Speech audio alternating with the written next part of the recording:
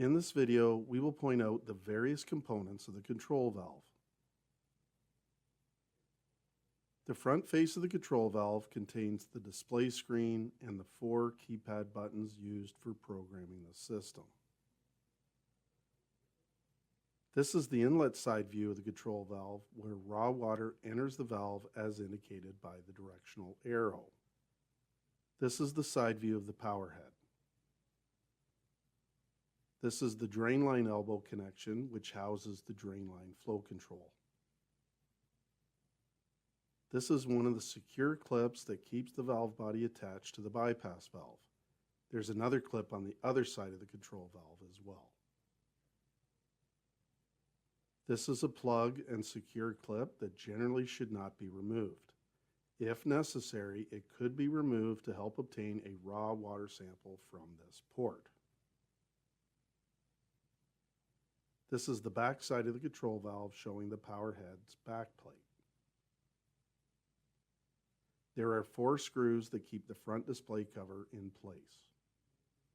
This is where you'll find the control valve serial number label, and the system's model number and serial number label will also be found on the back side of the power head backplate. This is showing a different angle of the drain line elbow again. This is the inlet, raw water, and outlet, treated water, plumbing connections to the system, and the secure clips that will keep the plumbing adapters in place. And this is the power cable connection for the power transformer. If one were to remove the bypass valve, the turbine located in the outlet side port of the control valve body is exposed. The meter cable works in combination with the turbine. The turbine contains a magnet on either side, and as water passes through, the turbine spins, allowing the control valve to measure the volume of treated water passing through the system. This is the outlet treated water side view of the control valve. The water flows out of the control valve from this side as shown by the arrow. This is the side view of the power head. This area is known as the valve body that houses all the internal components.